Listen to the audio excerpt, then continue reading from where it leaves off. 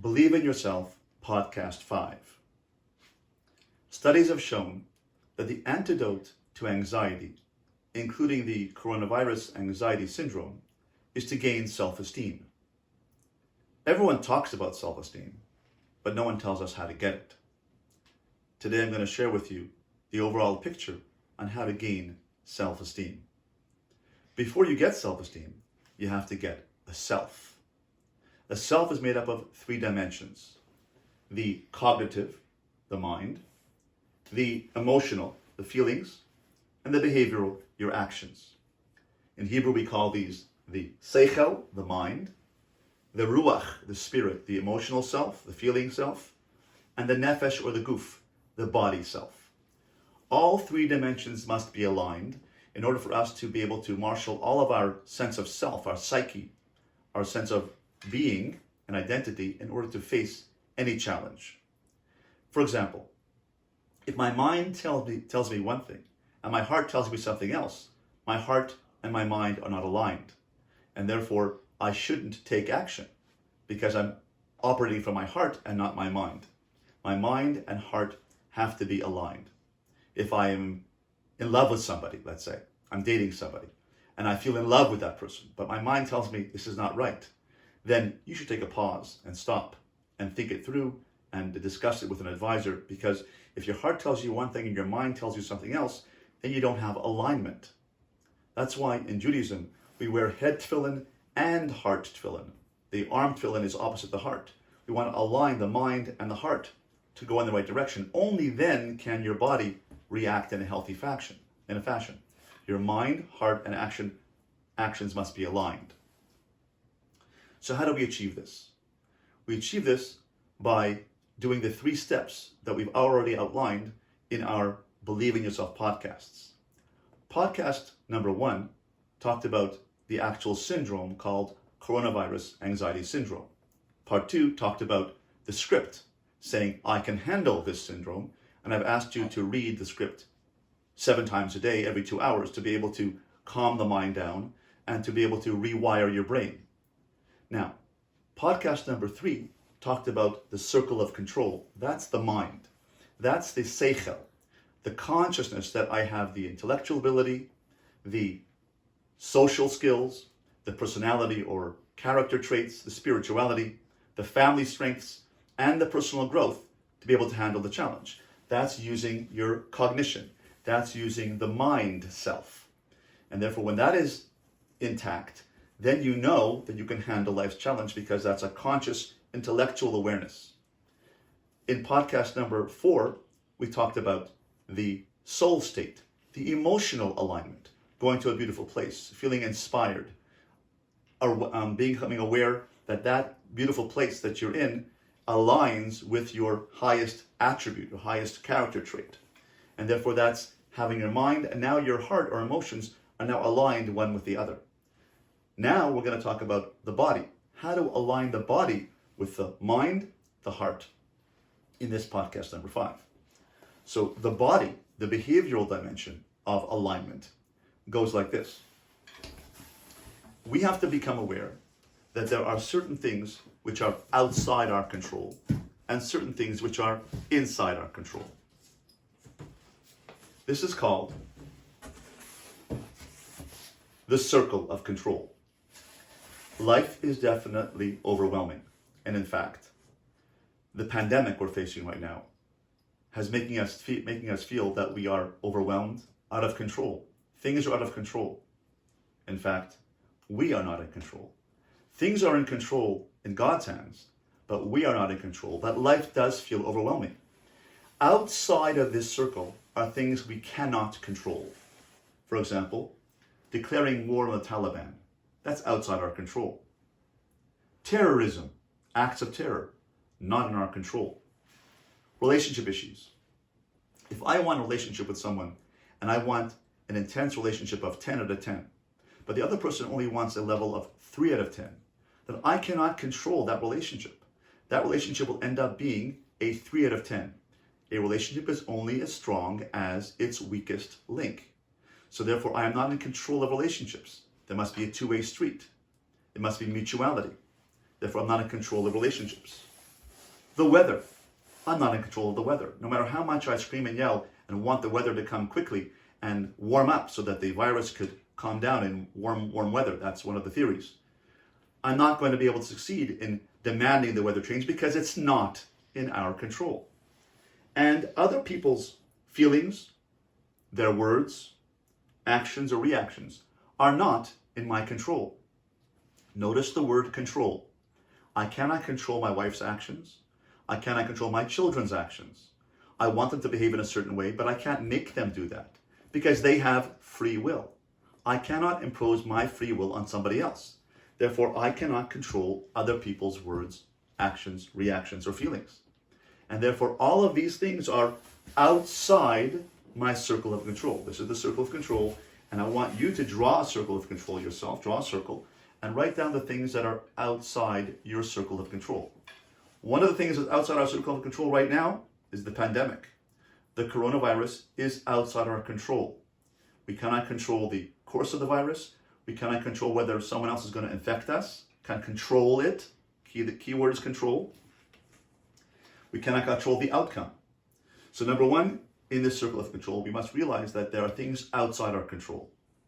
Number two, everything outside this circle is going to happen in the future. I don't know what the weather is going to bring. I don't know what people are going to say or do tomorrow or in the next hour. I don't know what's going to happen with society, with terrorism. I don't know what's going to happen with relationships. Are they going to succeed or not? So therefore, not only are these things outside my control, I can't control them, but they're also happening, the outcomes happen in the future. Now, I must realize with humility that I cannot control these things outside my circle of control, nor can I control the future. But what are the things that we actually worry about? What are the things that cause us to be worriers? And we say to ourselves, listen, I can't help it. I'm a worrier. I was born that way. My mother was a worrier. My grandmother was a worrier. And I'm a worrier too. That's how I operate. That's a learned behavior. You've learned to worry. But let's analyze that. Let's use our seichel. Let's use our intellect and analyze whether it's appropriate, whether it's the right thing, and whether you can relearn, unlearn that inappropriate behavior and learn something else. And that is that we have to do that impossible word, which I talked about in our last podcast. And that is that very nasty, dirty word. And I know that I'm a rabbi, and I know that I'm a lawyer and a psychologist. And I'm going to say that word, but I'm only going to say it once. I want to make sure you're not recording this. Oh, I think you are recording this, or I've recorded it. I want to make sure no one's going to repeat that I ever said this nasty word. I'm going to say it only once. You ready? Here's the word. Change. Yes, it's a dirty word. It's impossible, so-called, to change. I don't want to change. It's hard to change, difficult to change. But I've learned to be a worrier. Now you may say, well, I'm wired to be a worrier. Could be. But we can take our steps versus in nature and nurture, in the nurture dimension of I've been nurtured to worry. I've grown up in a house which worries. I can change that by saying, you know what, let's analyze this. These things are outside my control. I worry about the weather. I worry about the weather not changing that might stop or increase the likelihood of the virus continuing. I'm afraid of what's going to happen in my relationships. I'm afraid what's going to happen with my children. Who are they going to marry? What's going to happen with them? Are they going to have good careers? Am I going to be able to pay the mortgage? These things are outside my control, and they also are going to be outcomes in the future. I can't control things outside my circle, and I cannot control the future. And therefore, I'm asking you to realize this, to be aware of it, and then to change. How am I asking you to change? Change by saying, well, I can't control the things outside my circle of control, but I can control things inside my circle of control. And what are they? My feelings, my words, my actions, and my reactions. I can control what's inside the circle of control. And the key is my reactions. I can react to the weather by putting on a raincoat, by carrying an umbrella. I can react to a negative comment by a spouse or a person with whom I'm in a relationship and say, let's talk about this.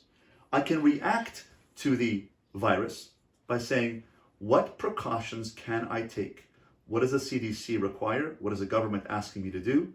Social distancing, washing my hands frequently and drying them properly, wearing a mask when I go out, not contacting other people face to face, 6 feet away from other people, making sure I stay in contact with people, but I cannot contact people directly face to face. I can't go to work unless I have to, unless I'm in an essential service, and I need to be able to stay emotionally healthy during this process. And therefore, what is in my control is to react to the virus. I can't control the outcome of the virus. But if I realize that I can deal with the challenge by reacting to it within my circle of control, then I can use this technique and then my body calms down. So now I have an awareness that my cognitive self is intact because I have a wheel of strengths. That was podcast number 3. I have podcast number 4, the technique of being emotionally healthy and sane and whole and wholesome by going to my soul state and feeling emotionally calm by being in my soul state, which is my soul state represents my highest attribute. And I go there. So intellectually I know it, emotionally I feel it, and now my body feels calm because I can react physically in my behavioral self, react to the challenge with actual steps that can deal with it, because I am realizing that I cannot control things outside my control, my circle of control, but I can refocus my mind and focus on the things inside my control. That change of a locus of control from outside my control, an external locus of control, to an internal locus of control, I can deal with it. I can handle it. I just have to focus on what I can do. And therefore, I'm not going to try my best. I'm going to do whatever it takes to focus on what I can control. And therefore, all of my body parts, all of my psyche is now aligned. My cognitive self, my emotional self, and now my body self are all aligned. So I know that I have the strengths to handle this. I feel I have the strengths to handle this emotionally. And now my body is in sync with my mind and my heart, my body, and now I'm in alignment. And now I can handle the challenge. We can do this. Believe in yourself. And that's how we say, I believe in myself. I believe in the self, which is made up of my mind, my heart, my actions, my cognitions, my emotional self, and my behavioral self, my seichel, my emotions, my ruach, and my nefesh, the 3 dimensions of self, and I can handle this challenge. So can you.